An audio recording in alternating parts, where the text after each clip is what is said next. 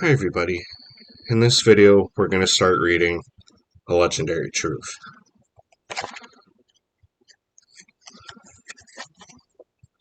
Chapter 1. Wow, it's huge, Ash said, craning his neck to look up at the Dragon Spiral Tower. Pika, Ash's Pokemon partner agreed from his shoulder. Ash's friends Iris and Celine were by his side, gazing up at the huge stone ruins in awe. Iris's Exew liked to hang out on her shoulder, just like Pikachu did with Ash. They'd all been traveling together on a journey to the White Ruins. Their friend Professor Cedric Juniper had discovered that the ruins might contain important data about the mysterious Light Stone and the legendary Pokemon Reshiram. They couldn't wait to join him there. Just then, they saw an SUV driving toward them on the dirt road leading to the tower. A man with a beard and sunglasses waved from the car's window. "Hey there, everyone," he called. "Are you by any chance close friends with Professor Juniper?" "We are, but why?" Ash asked.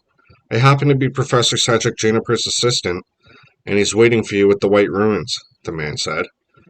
He'd come out to Dragon Spiral Tower to pick them up. Ash and his friends happily climbed into the SUV. Little did they know that two lookouts in an armored vehicle were nearby, watching and listening to them. They were on Team Plasma, a mysterious group with an evil plan: to target and control Pokemon, with the ultimate goal of world domination. When the two spies saw Ash and his friends drive off toward the White Ruins, they followed. "Shall I contact Lord Getsis?" one asked the other. "After N shows up," his companion responded. And little did the Team Plasma spies know that they, too, were being watched and followed. Team Rocket, Ash's longtime rivals, had Team Plasma in their sights from a nearby hilltop. The two teams had recently clashed. They did not get along. "So the White Ruins are about to have Twerpish visitors," Jesse said. "I couldn't care less about ruins, but the Lightstone is another story," James added. "Looks like Team Plasma shares your enthusiasm," Jesse commented. Their Pokemon companion, Meowth, was busy on his computer.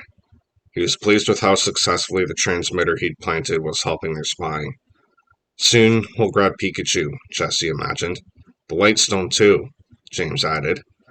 "I can't wait to stop Team Plasma," Meowth said. He held up his razor-sharp claws. "I can't wait to make noodles out of those goons." Soon, Ash and his friends had reached the White Ruins.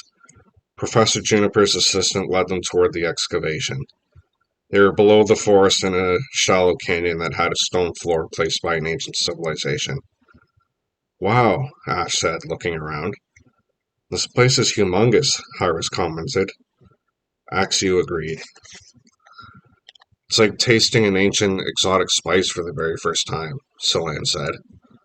He couldn't help describing his feelings about the place in food-related terms. After all, he owned a restaurant with his brothers in Striaton City. They reached the excavation site. Ash, Iris, and Celine were interested to see a number of Timber, Conkeldurr, and Golurk hard at work. The strong Pokemon were lifting and moving heavy stones around the site. "We never would have made it this far without their combined strength," Professor Juniper's assistant explained. "They're excellent excavators."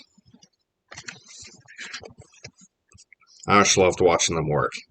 "Wow," he said. "I wish N could see all this." He was thinking of his friend N, whom he'd met on his earlier adventures in Unova. N was a sensitive soul and could hear the inner voices of Pokemon. The professor's assistant drew Ash from his thoughts. "Let's move along. We may have had a monumental find this way," he said, leading them toward an opening into the rock face. "We haven't fully excavated the entire site yet, but the White Ruins are by far the largest we've found to date." They walked down a long stone tunnel, passing many hallways branching off to the sides. When they turned down one, there were even more hallways branching off it, too. "Feels like you could get totally lost in here," Iris said. glancing around. "XU," her Pokemon agreed. Finally, they reached Professor Juniper's workspace. He stood before what looked like a large doorway that was blocked up with a grid of square stones. Each stone had a symbol carved into it. The professor studied his notebook, his brow furrowed. "Professor Juniper," asked Kaltoum. The professor faced them and cried, "No! Stay put! Don't take another step!" Everyone gasped in fright. "If there were any danger," he finished cheekily. Everyone groaned, remembering that the professor always spoke very dramatically. "I guess you still have a way with words, Professor," Iris said with a chuckle. He laughed heartily. "You haven't forgotten Rule 1 for adventurers, have you?" he asked. "Act after I finish my thought," Selene replied. "How could we?" "You're exactly right," the professor agreed. "And thank you for coming all this way." "No, thank you," Selene replied. Ash was eager to get moving. "So please, Professor, tell us about this great discovery," he said. Professor Juniper turned toward the doorway. "From what I can understand of the ancient hieroglyphs etched on this mural, behind that door lies a most important something related to the legendary Pokemon Reshiram. That's the legendary dragon type said to control fire," Iris said.